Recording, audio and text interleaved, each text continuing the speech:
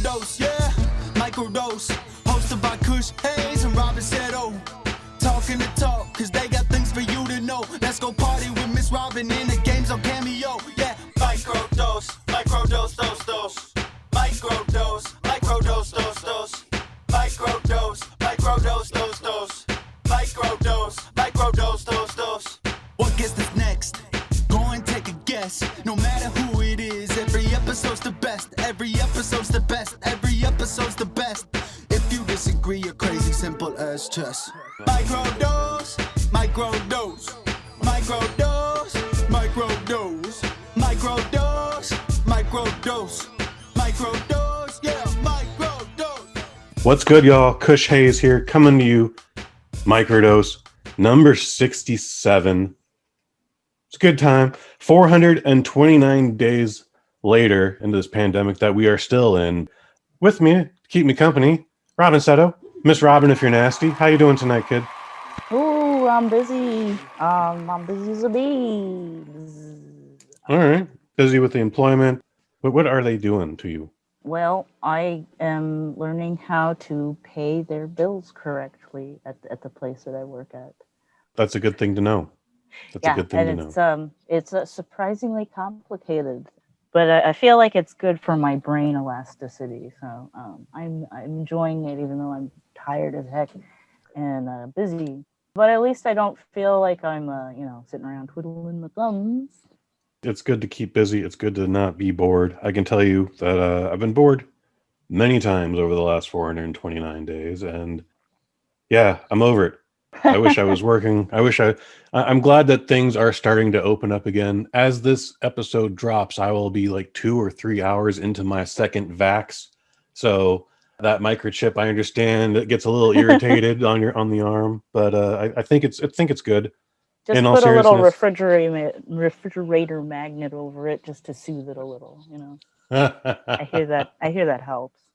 Also, well, it would just be a nice decoration on top of it. Okay, like I could put a Superman magnet on it or a Ninja Turtle. I've got those just downstairs on the refrigerator. Like this could be an easy thing to drop on society as a fashion trend. This is our $1 billion idea.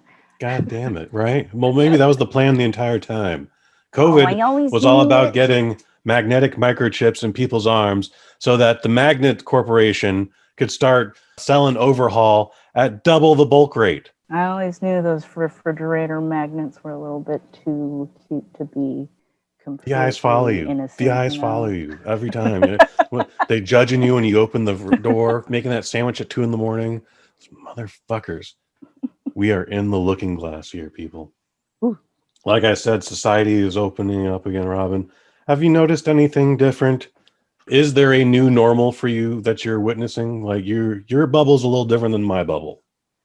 Oh yeah. Well, again, I've been working pretty much the entire time this whole crazy thing's been going on. Luckily now I'm in a position where I can work from home for most of the week. But I have noticed that there are a lot of more people driving, and I guess that makes sense. But that's one thing I didn't miss. It's a good point. Not only are there more people driving, but unfortunately the bus routes are not continuing to operate like they were. All the buses that I would need to get me downtown have ceased to exist. It's difficult to even get to that special shuttle bus that like is absorbed 5 different routes. And it's just like, needless to say, I did manage to make it downtown, and it's really weird to see like what survived versus what is closed versus what doesn't exist anymore. Those are 2 different things. Like some things are still in existence, but just haven't decided to reopen again because the regulation isn't, maybe they don't fit that box yet or whatever the case. But then other places are just boarded up, and that's spooky. There's more of it than you think of in downtown San Francisco. It's weird. I see several of the parklets that the restaurants have. They're not even in operation anymore, but they have been overtaken by homeless folks just trying to find shelter. Yeah. You go wherever you can. Well, you still want to be aware of your surroundings. And again, you got to watch out for more cars. Getting home is an interesting chore as well. but I made it downtown twice successfully, and I saw 2 separate movies over the last 2 weeks. I saw Wrath of Man, the new Guy Ritchie film, and then the following week I saw Spiral with Chris Rock. The movies are whatever, but I really appreciate like what they were doing with the way the theaters blocked everything out. So in both cases, I'm sitting in the back row, so there's no one behind me automatically.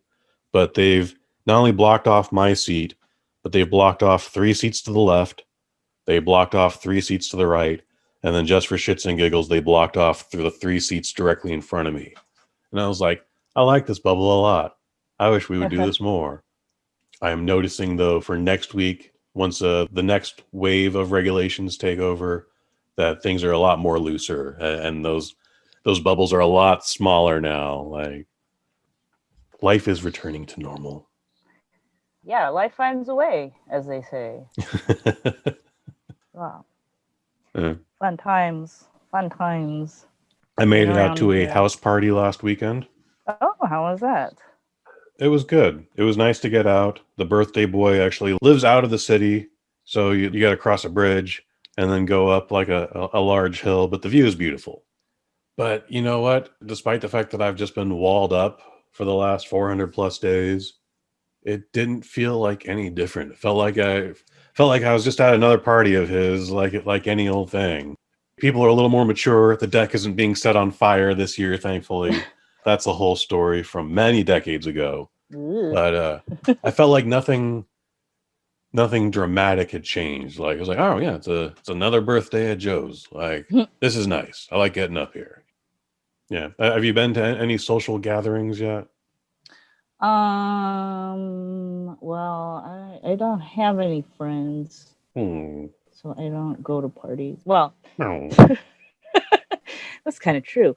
I feel like recently we had some sort of family get together where we hadn't seen my brother in almost like the whole year because of COVID, and he's out in San Mateo, so they were super duper locked down, kind of out where you are. So it was just nice just to kind of have everybody back in one place, and yeah, it just kind of felt like normal. For, I guess, a lack of a better term, just it's there's still the same people that drive you crazy, but it's some semblance of normalcy, and the fact that this whole thing is traumatizing as it has been hasn't really changed who people are at their heart. So that's something nice to take away from it, I guess. I will say there was one dramatic thing. Like, I felt definitely more at comfort at my friend's house, and when you just mentioned family getting together, it's the weirdest thing. So like, my family doesn't get together for Memorial Day. It's just a Monday for us. Like, maybe we're working it, maybe we're not, whatever. But for whatever reason, my aunt and uncle decided to hang out with us Memorial Day. Like, it was weird. It was like, it was almost like we were trying to treat it like Christmas or whatever, but it's still Memorial Day. And again, we're at that point, 60 plus days into the pandemic. So it's embarrassing when I go back and think about it. So me and my mom are both masked up, but my aunt and uncle aren't. And then it was just a very dense time. I was just like, what is going on here? Why is this happening right now? That's pretty goofy. It is pretty goofy. But finally, a year later, like, again, once I knew I had my vax, and then most of the folks at this party were like, yeah, we got our second vax, a month ago or whatever. Like, definitely felt more at ease, to the point where, like, at one point, no one had a mask on. It was just a Friday night in Marin, It was nice, now that I think about it. So we shall see. Yeah, we'll see about that. Former guest of the Microdose, Mike Fish. He's always doing new things, and so he I don't know what he was thinking, but he's invited me to be a part of a YouTube experiment he is doing called Waffle Box. Starting in June, once a week, him and I are going to be just getting together, much like you and I are on Zoom, and we're just going to go over random topics. And then he's going to work his magic, and he's going to post it up on the YouTube. So it's a BosNet family independent thing. Like, I mean, we're not a part of it. I'm just showing up. I'm just donating my pretty face, and then I'm out. Like I'm very Ric Flair diva about it. I just leave cigarette butts all over the place. Obviously, I'm not even smoking, so that's double diva-ish. I'm just emptying ashtrays as I leave the studio. But we already had our first test, Robyn. It's already up on the YouTube. I don't know if there are any comments, and I'm not going to look. I think I surprised our friend from the UK with a few of just my normal growing up stories. Just like, oh yeah, that one time I went to New York and some chick just started feeding me mushrooms, and he's like, what? And like, yeah. I don't know how. I told him about the random violence happening in the neighborhood here, and his eyes got a little wider. It's just like, this thing doesn't happen in New Jersey, let alone the UK. Well, I don't know what to tell you, man. It's a city. It's a city. Yeah. We will have a guest next week, or at least we're scheduled to have a guest next week. Bob Calhoun is an author, and he's got a new book out called The Murders That Made Us. And it's about just old school murder cases that happened in like 19th century, not only just in San Francisco, but he picks up a couple of cases in Los Angeles. There's some Sacramento history in there, but it's like real ugly times where you could easily convince a crowd to just forget due process and hang a fool right there in the bar. Wild shit, real wild shit so far. So I'm reading his book right now. So we'll be prepared promptly next week. But so far so good. So far everything's all over the place. It's literally stories about just a woman just wanted to kill a dude and just found a mark, but then plugged him 18 times with a 6-shot revolver. Eesh. Another chick got mad at her mom, so just shot her in the back of the head, and then went out and partied with a bunch of jazz musicians, and then got a life sentence, and then was released 7 years later. By the way, still a minor during all of this, and then ended up just getting married, having a couple of kids, and then just dying like a regular person. Like, there's some wild stuff here. And then again, like I mentioned, just public vigilantism. Again, you could entice a crowd and convince someone like, this is the dude we need to hang, even if it wasn't that dude that you needed to hang. And then you're like, oop, I guess we hung the wrong dude, but this is the right one, right? Well, we're hanging him anyway. So yeah, real wild shit. So we'll be talking to Bob next week about stuff like that. Well, that's fantastic. I love those kind of bizarre, true crime type stories. They're always a very interesting glimpse into what the human psyche is capable of, or not capable of. Yeah, San Francisco had a huge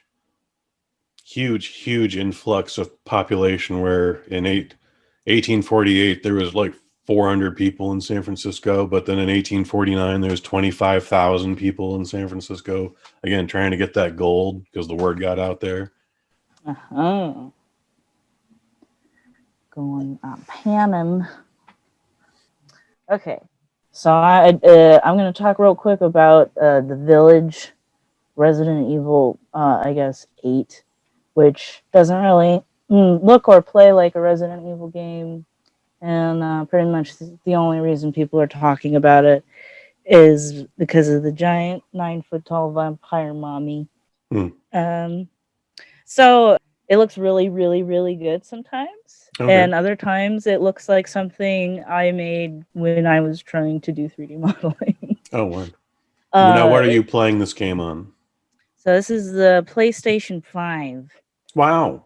Yeah, but it looks like either like sometimes it looks like PlayStation 4 quality stuff. It's just like you get some stuff that looks really good. You get a really full environment to explore. It's not quite sandbox, but there's a lot of stuff to look at.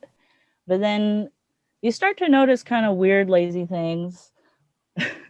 Like I noticed there's a lot of these boxes of like old potatoes that are kind of fermenting, and they got all eyes and crap all over them. Mm-hmm. And then I noticed that not only were the potatoes duplicated, but the entire box of potatoes was duplicated. Oh. Just like as an asset in different parts of the game. Mm-hmm. And even do you get a power up in the with the no, they don't. They're just a thing in the game. Okay. They're just part of the environment. You can't pick them up. But they had two of them right next to each other, and I noticed that they're the exact same asset. With this, everything's the same. The boxes are even dented in the same spot. They didn't even bother to put geometry or anything. Mm-hmm. Sometimes stuff is looks like it should have like a texture on it, but it's clearly just flat. And then other times they're like, "Wow, look at that! That looks real." And then you go into 4 different houses and you find the same picture of somebody's grandma. Oh, okay. Well, I'm sure she's a lovely woman. Right. So anyway, I just wanted to say that it's kind of really funny to me that it seems like devs are still having a really hard time getting the hang of the PlayStation 5. And I have not gotten to Big Vampire Lady yet, but I am looking forward to that part. How long has the PS5 been out now? That's a good question.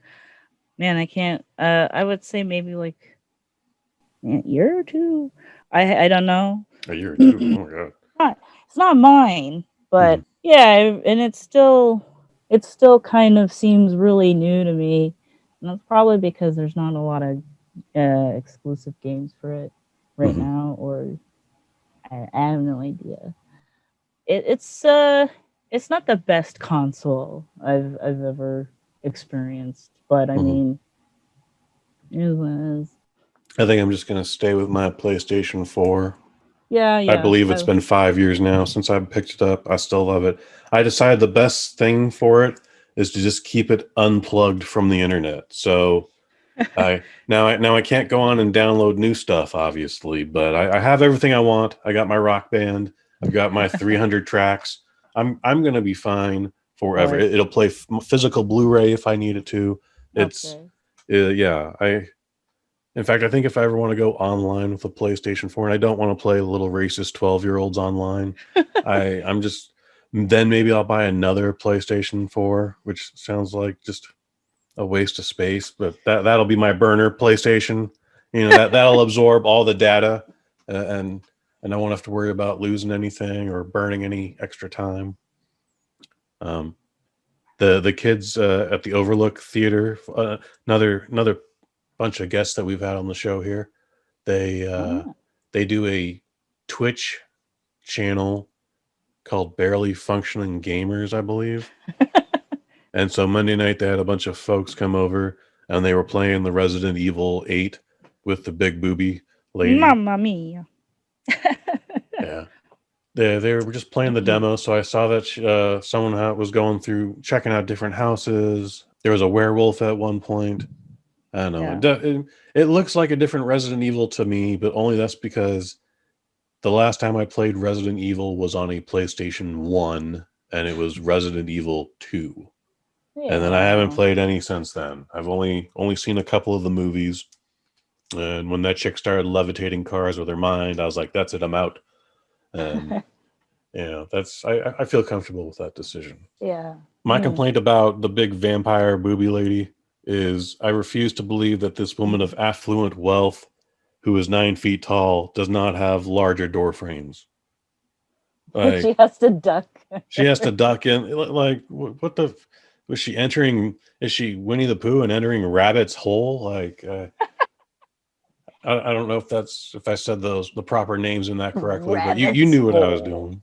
Yes, I Yeah. am aware of that Mhm. classic Winnie the Pooh tale. Entering Yoda's hut, like Yeah. gotta duck down. Jesus Christ. That's her house, by the way. Why does she have to do that? That's her house. She I make don't those know. doors 10 feet wide. Yeah, I mean, how long has she been that big? Is this like a recent development, or has she always been that large? Oh, you think she might be growing even larger over time? Like she could get as big as 12 feet tall. She's That's just going to like be a a problem tree. for her seamstress. Yeah, well, I think that's probably why her dress is essentially a curtain cinched at the front.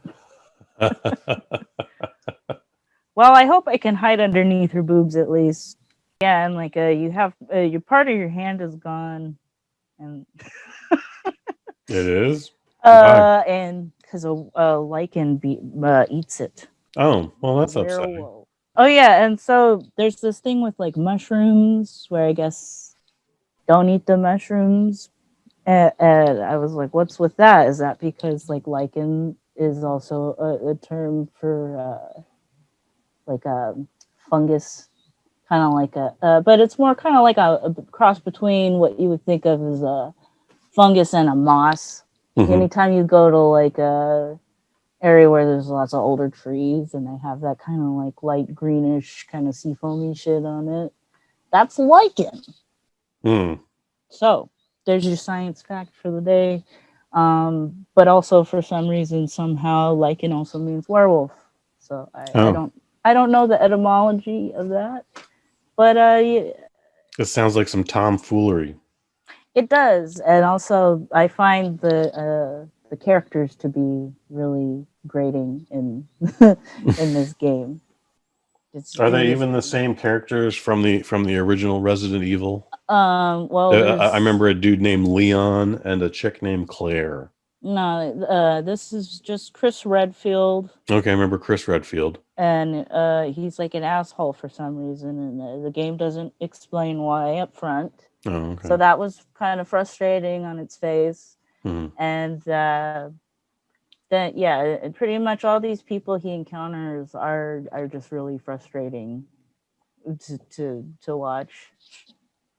You know, there's a classic moment where, you know, somebody's family member gets turned and into one of them, and they have to kill him, and your character goes like, it's not him, you know, you did the right thing by shooting him in the face with a shotgun. But then like 5 minutes later in the game, he's like wandering around in the burning building, and the relative thinks that she hears him say her name, and she's just, he called for me. Like, oh no, he didn't. And she stupidly like falls down into the fire trying to go after this guy. It's like, Well, hey, you already shot him in the face though. Like, you should have gotten over that part of your psychology. Yikes. Also, I don't understand how everyone in this European village speaks perfect English with no accent, but seems to dress like they're in Skyrim or something. Like, you're gonna have to let that one go. Oh, there's a lot of things that bother me, but I enjoy it. I enjoy being bothered. Okay. Oh, bother. Oh, bother. Speaking of poo, bad. Well, Robyn, what do you do around here? I do a little thing called polite beer expressions. Every week, I try to do a different craft beer little article review, something quick and easy for you to read with your eyeballs. This is May. For the remainder of May, I'm going to be doing IPAs in the month of May for IP May. IP May. Okay.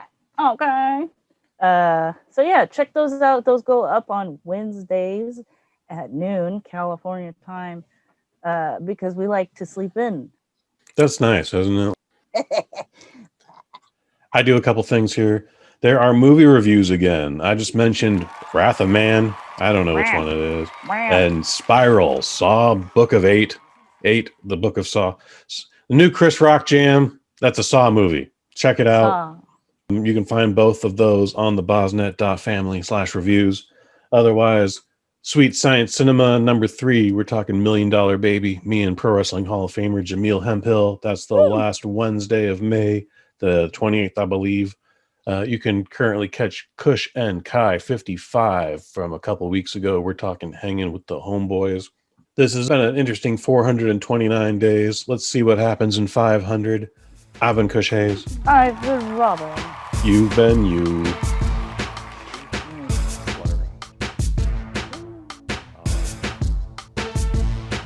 Microdose, microdose, microdose, microdose, microdose, microdose, microdose, yeah, microdose.